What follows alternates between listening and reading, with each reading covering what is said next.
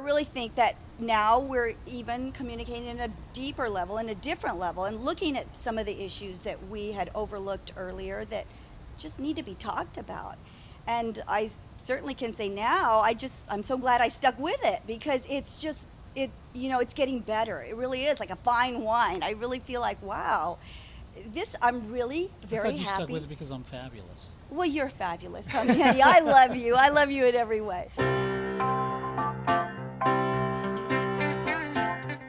I'm Irma Estrada, and I'm 52 years old. I'm a school teacher. I teach in elementary ed. My name is Victor Estrada, and I am 53 years old, and I teach adults and young people.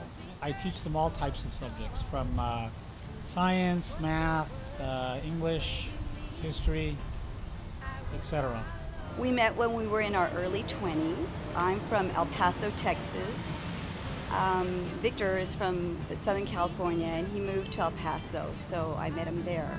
We got married probably about a year later. We did do things a little bit backwards, so to speak. We had a child first, and then, like guys do, I don't know if I want to do this kind of thing, get married. And then I came to my senses, and it was a good decision to get married. We have found that we've had quite a few challenges, but what I think has been very interesting is that because we really have very different viewpoints about certain things, it forces us to talk and communicate. And that's one thing that I have found that has helped us the most is communication. You have to talk about your issues. The guy needs to understand that he has feelings, and he needs to be able to recognize those feelings. If most guys, we don't recognize feelings. You're bugging me, leave me alone, but there's no real reflection of why the hell are you bothering me? What is it about you that is bothering me? Kind of thing. We're not aware of any of that stuff, so I think it becomes a problem in terms of when you have a marriage. You've got to assert yourself in a certain way, and if you don't feel that you're validated or that what you're saying is important and counts, then things turn sour and turn south pretty fast. I myself don't look to Victor to validate every one of my feelings. I've never been like that, and I do hold down a job. I teach.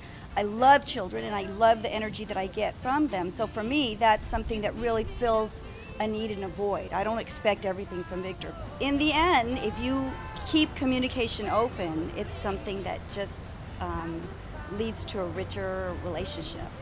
I think initially the reason why, at least from my point of view, why we stayed married, even though we had a child and then we, had another child 18 months later, is that from my point of view, you're married, that was it, you're married. It wasn't like, let's see, we can work this out, or, I don't feel like it, kind of thing. In that respect, I was really kind of, I guess you'd say, really old school. It's like, you're married, you're married. There is an aspect of marriage which is really driven by the obligation to the children, not to each other. That because those kids didn't marry you guys, those kids have to bear the consequences of your behaviors, and at times maybe you have to bear that situation for the sake of the children. I know that's probably not what most people may say, but I think that's maybe sometimes you got to take a back seat. Your desires have to take a back seat. That's just the nature of life.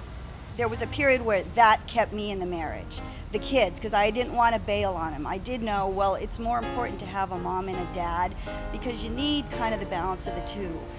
Or at least that was my thinking, and so I wanted to stick with it. But then as time went on, I kind of realized that, well, I was putting so much energy into raising my family that in a way, my relationship with my husband was kind of what was suffering. I wasn't putting as much energy in that as I was earlier in our marriage.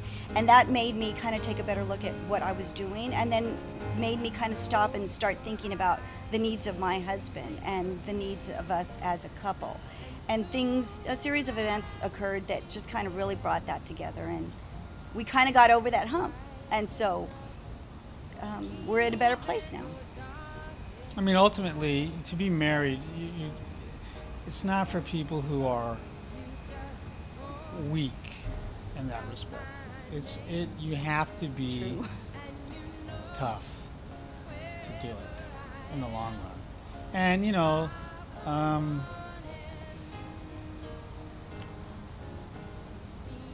it requires self-sacrifice at a point. You're going to have to give up certain things. You can't always get what you want.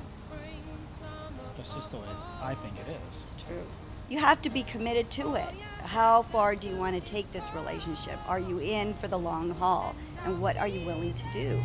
I myself always wanted to share significant moments in my life with somebody. I wanted to have somebody that was close to me.